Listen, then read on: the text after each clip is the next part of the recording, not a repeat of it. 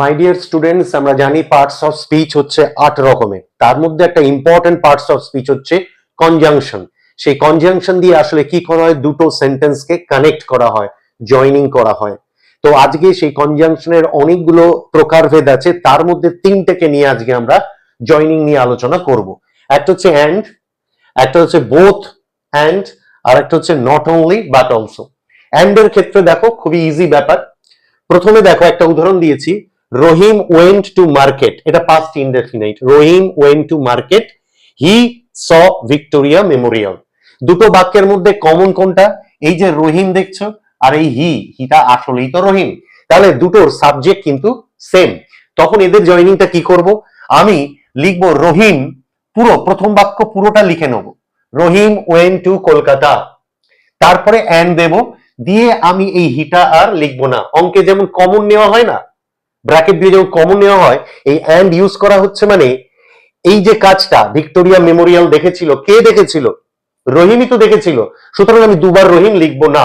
তাহলে প্রথম বাক্যটা পুরো লিখলাম, রহিম ওয়েন্ট টু কলকাতা, অ্যান্ড এইটা হিটা অ্যাকচুয়ালি কে? রহিম, লিখলাম না। তারপরের ভার্ব থেকে শুরু করে দিলাম স ভিক্টোরিয়া মেমোরিয়াল। এইভাবে তোমরা এন্ড এর জয়নিং করবে যখন দেখবে যে দুটোর সাবজেক্ট কি সেম, দুটো বাক্যের সাবজেক্ট সেম। সেটা রহিমও থাকতে পারে, আবার রহিমের বদলে হিও কিন্তু থাকতে পারে। দ্বিতীয় বাক্যে দেখো, দ্বিতীয় বাক্যে কিন্তু সাবজেক্ট কি হয়ে গেছে? ডিফারেন্ট। দেখো রহিম, সরি, প্রথমে Ram is a cricketer, Rahim is a cricketer. তাহলে এখানে দুটোর সাবজেক্ট আলাদা, এখানে রাম আলাদা, রহিম আলাদা, কিন্তু দুজনেই ক্রিকেটার, দুজনের পরিচয় একই, ক্রিকেটার। তখন আমরা কি লিখবো? রাম অ্যান্ড রহিম। এক্ষেত্রে কিন্তু রাম অ্যান্ড রহিম দুজন হয়ে যাচ্ছে বলে তখন কিন্তু এদের ক্ষেত্রে যেটা রাম বলে ইজ হচ্ছে, রহিম ইজ হচ্ছে, এখানে রাম অ্যান্ড রহিম এটাকে দুজনকে নিয়ে প্লুরাল ধরতে হবে, তখন কিন্তু কি হয়ে যাবে? আর। আর তখন রাম অ্যান্ড রহিম আর ক্রিকেটার, বা এখানে আমি লিখে দেবো রাম অ্যান্ড রহিম আর ক্রিকেটার্স, কারণ তারা দুজনেই কি? ক্রিকেটার। চলে এসো বোথ ড্যাশ অ্যান্ড ড্যাশ। এই ড্যাশের মধ্যে মানে বোথের পরে একটা কিছু বসবে, অ্যান্ড এর পরে একটা কিছু বসবে, সেই জন্যই এই ড্যাশ গুলো দেওয়া, বোঝানোর জন্য। দেখো Ram is talented, Ram is smart, দুটোরই সাবজেক্ট সেম। দেখো এটাও রাম, এটাও রাম, কিন্তু দুজনের দুজনের অ্যাডজেক্টিভ গুলো আলাদা, মানে রাম ট্যালেন্টেড, রাম আবার স্মার্ট। তখন আমি কি করব? আমি প্রথমে রাম ইজ, কোন অব্দি কমন? ইজ পর্যন্ত কমন, দেখো ইজ পর্যন্ত কমন, তাহলে রাম ইজ একবারে লিখলাম, রাম ইজ। তারপরে কিন্তু আলাদা, এটা ট্যালেন্টেড আলাদা, স্মার্ট আলাদা, এই যে দুটো আলাদা ফ্যাক্টর, তার যে দুটো আলাদা কোয়ালিটি, তখন আমি লিখবো কি? রাম ইজ। অর্থাৎ যতটা কমন আছে, কমন, এই দেখো কমন, দেখতে পাচ্ছ যতটা কমন আছে, সেই কমনটা একবারে লিখলাম, রাম ইজ। তারপরে লিখবো কি? রাম ইজ বোথ, বোথ, এই যে ড্যাশটা দেখছো, এই যে ব্ল্যাঙ্কটা রয়েছে, বোথ এইটা লিখে নেবো, ট্যালেন্টেড। তারপর লিখবো অ্যান্ড, আবার এই ড্যাশে কি লিখবো? স্মার্ট। তাহলে কি হলো? রাম ইজ বোথ, ট্যালেন্টেডটা লিখে নিলাম, তারপরে অ্যান্ড, এই অ্যান্ড এর পরে যে ব্ল্যাঙ্কটা এখানে লিখে নেবো স্মার্ট। এরকম আরেকটা উদাহরণ দিচ্ছি, দেখো Ram is a footballer, he is a cricketer. এই হিটাকে, Rahim is a footballer, he is a cricketer, এই হিটাকে রহিমই তো। তাহলে এর কত অব্দি কমন আছে? দেখো ইজ পর্যন্ত কমন। তুমি বলবে যে স্যার এটাও তো কমন না, এই অব্দি নিতে হবে না, ভার্ব অব্দি নিতে হবে, ভার্ব। তাহলে রহিম ইজ, হি ইজ, এই অবধি দুটো বাক্যের কমন, আমি লিখলাম কি? রহিম ইজ। এবার দুটো আলাদা কি? এ ফুটবলার, এ ক্রিকেটার, এই আর্টিকেল গুলো এদের সঙ্গেই থাকবে। মানে আমি কমন কত দূর অব্দি যাবো? যত দূর অব্দি ভার্ব আছে। তাহলে কি লিখবো? রহিম ইজ বোথ, এই যে লিখলাম বোথ, বোথের পরে প্রথম পরিচয়টা দেবো কি? রহিম একজন কি? Is both A footballer and, পরেরটা কি? ক্রিকেটার। তাহলে এখানে হচ্ছে এ ফুটবলার আর এ ক্রিকেটার। তাহলে বোথের পরে দেবো এ ক্রিকেটার, তারপরে অ্যান্ড এর, সরি, বোথের পরে দেবো এ ফুটবলার, বোথের পরে দেবো এ ক্রিকেটার। তুমি এটা উল্টেও লিখতে পারো, Rahim is both a cricketer and a footballer, তাতে কোনো অসুবিধা নেই। পরেরটায় এসো, এক্ষেত্রে কি ছিল? এই দুটোর উদাহরণ যা দিলাম, দুটোতেই কিন্তু সাবজেক্ট কি ছিল? সেম। এবারে দেখো সাবজেক্ট কি? Different, subject different. দেখো এখানে রাম, এখানে রহিম, কিন্তু দুজনের রাম আর রহিম এই দুটো আলাদা যেহেতু, তাহলে আমাকে লিখতে হবে বোথ রাম। দুটো যে আলাদা, রাম আর কি? রহিম, এই দুটোকে বোথ আর অ্যান্ড এর মাঝখানে লিখতে হবে। তাহলে কি হবে? বোথ রাম অ্যান্ড রহিম। তারপরে একটা দেখো মজার একটা ব্যাপার কিন্তু মাথায় রাখতে হবে, এখানে রাম আছে বলে হ্যাজ হয়েছে, রহিম আছে বলে হ্যাজ হয়েছে, কিন্তু যখন বোথ রাম এন্ড রহিম হবে তখন এটাকে প্লুরাল ধরতে হবে, আর তখন কি হবে হ্যাভ।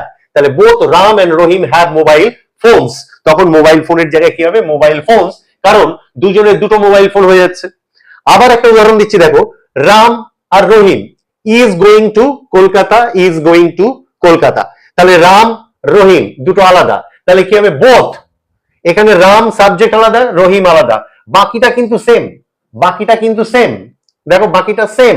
তাহলে আমি কি লিখবো বোথ রাম অ্যান্ড রহিম, অর্থাৎ যে দুটো আলাদা বোথ রাম অ্যান্ড রহিম এই দুটো আলাদা, বোথের পরে রাম দেবো একটা, এখানে রাম দেবো, আর অ্যান্ড এর পরে রহিমটা দিয়ে দিলাম, বোথ রাম অ্যান্ড রহিম সে একই ব্যাপার, রাম অ্যান্ড রহিমকে একসঙ্গে দুজন ধরতে হবে, তাই এদের ক্ষেত্রে ইজ থাকলেও এক্ষেত্রে কি হয়ে যাবে আর গোয়িং টু কলকাতা। এই দুটো উদাহরণ যেটা দিচ্ছি দুটোতেই কিন্তু সাবজেক্ট কি ডিফারেন্ট।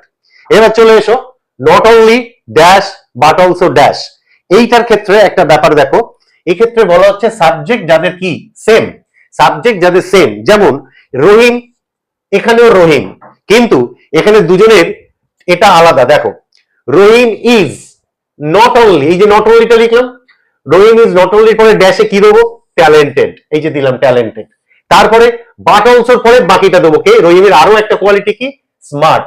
তার মানে মানেটা এরকম দাঁড়াচ্ছে Rahim is not only talented but also smart. তাহলে কত দূর অব্দি কমন লিখলাম রহিম ইজ এই অবধি, ঠিক আছে, এদের ক্ষেত্রে কিন্তু সাবজেক্ট সেম। এরকম আরো একটা উদাহরণ দিচ্ছি দেখো, রাম ইজ রিডিং বুক, আর হি ইজ, এখানে একটা ইজ হবে, হি ইজ ওয়াচিং টিভি। তাহলে এর ক্ষেত্রে সাবজেক্ট কি, এই হিটা তো আসলে রামই, তাহলে হবে রাম ইজ। এবারে দেখো এখানে রাম ইজ অব্দি কমন, এই হি ইজ, এখানে কিন্তু আমি ইজ লিখলাম হি ইজ। এবার রিডিং বুক আর ওয়াচিং টিভি, এই রিডিং ভার্ব আর ওয়াচিং ভার্ব কিন্তু আলাদা, তাহলে কি হবে রাম ইজ নট অনলি লিখবো কি reading book but also watching TV. তার মানে এখানে কিন্তু দুটো ভার্ব আলাদা, দেখো রিডিং আলাদা ওয়াচিং আলাদা, কিন্তু কমন কোন অব্দি রাম ইজ আর হি ইজ, এখানে একটা ইজ আছে আমি ইজ মিস করেছিলাম, তাহলে হবে Ram is not only reading but also watching TV. Ram is not only reading book, এই যে not only reading book but also watching TV. এর ক্ষেত্রে কিন্তু সাবজেক্ট, সাবজেক্ট কি ছিল সাবজেক্ট ছিল সেম। এবারে হচ্ছে সাবজেক্ট আলাদা, the girl is dancing, the boys are dancing, তাহলে এইটা হচ্ছে গার্ল আর এর হচ্ছে কি বয়েজ, তাহলে নট অনলি পরে প্রথম সাবজেক্টটা দেবো কি দ্য গার্ল, আর বাট অলসো পরে পরের বাক্যে সাবজেক্টটা কি দেবো দ্য বয়েজ। কিন্তু এখানে একটা মজার ব্যাপার হচ্ছে, এখানে গার্ল সিঙ্গুলার বলে ইজ হয়েছে আর দ্য বয়েজ বলে এখানে আর হয়েছে, যখন এইভাবে আমি বসাবো তখন ইজ হবে না আর হবে সেটা ডিসাইড হবে লাস্ট বাক্যের যে সাবজেক্ট, অর্থাৎ বাট অলসো পরে যে আছে সেইটা অনুযায়ী কি হবে ভার্ব হবে। দেখো এখানে বয়েজ প্লুরাল, তাহলে এখানে কি হবে আর হবে, এখানে কিন্তু ইজ হবে না। তুমি যদি এই বয়েজটা আগে আনতে আর দ্য গার্ল যদি এখানে আনতে, যে not only the boys but also the girl, তখন কিন্তু আবার আর এর জায়গায় কি হতো ইজ, যদি তুমি গার্লটাকে বাট অলসো পরে রাখতে, অর্থাৎ বাট অলসোর পরে যে সাবজেক্টটা হবে সেইটা অনুযায়ী এখানে ভার্ব কিন্তু ডিসাইড হবে।